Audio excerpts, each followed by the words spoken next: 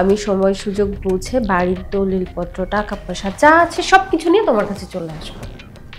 আচ্ছা শোনো, আমার হাজবেন্ড যখন তখন চলে আসতে পারে, আমি এখন রাখছি, তোমার সাথে পরে কথা বলবো। ওকে বাবা, ফোনটা রাখ। কি ব্যাপার, এত রাতে কার সঙ্গে কথা বলছো? আর বলো না, আমার বান্ধবী, ওর কি জানি একটা প্রবলেম হয়েছে, তাই টাকার জন্য আমাকে ফোন দিচ্ছে। আচ্ছা, অনেক রাত তো হলো, ঘুমাতে এসো। হ্যাঁ তুমি যাও, আমি আসতেছি। ঠিক আছে।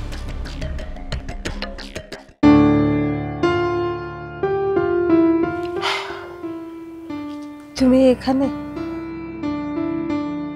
চলো কোথাও থেকে ঘুরে আসি। কেন, আমাকে ছেড়ে চলে যেতে পারলেন না তাই না?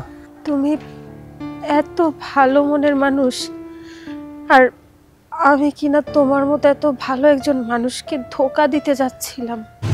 তুমি বাসার নিচে দাঁড়াও, আমার ব্যাগ ট্যাগ সব কিছু গোছানো হয়ে গেছে, আমি এক্ষুনি নামছি।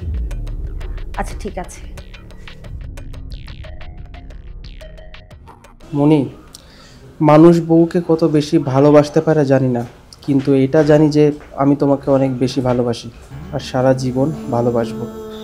ছোটবেলায় আমার বাবা মা মারা গেছে, তোমাকে বিয়ে করার পর মনে হয়েছিল স্বপ্নের পরি পেয়েছি আমি।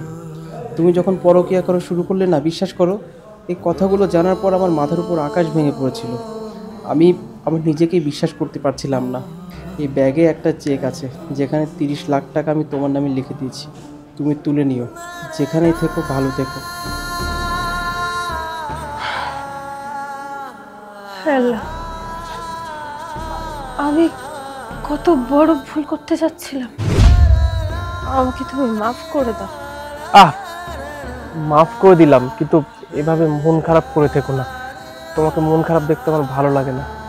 আমাকে একটা কথা বলো তো, আমি যে পরক্রিয়া করি এটা জানার পরেও তুমি কোনো রিয়াক্ট করোনি কেন? রিয়াক্ট করলে কোনো লাভ হতো না জানো তো।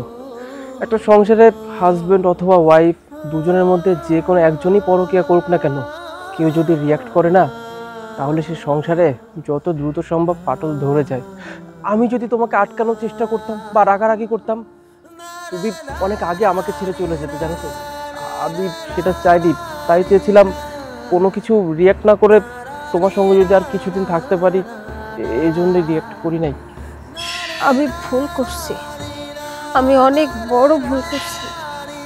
আমি তোমার মতো এত ভালো মানুষকে ঠকিয়েছি। আমি আসলে বুঝতে পারিনি, তোমার জায়গায় যদি অন্য কোনো মানুষ হতো তাহলে কখনো আমাকে ক্ষমা করতো না। সবাই মনে মনে চায় যে তার হাজবেন্ড অনেক ভালো হোক, তাকে অনেক ভালোবাসুক, আর আমি এত ভালোবাসা পাওয়ার সত্ত্বেও তোমাকে ঠকাইছি। বিশ্বাস করো, আমি আর কোনোদিন এমন ভুল করব না, কোনোদিনও না। আমি তোমার বেস্ট বউ হয়ে দেখাবো।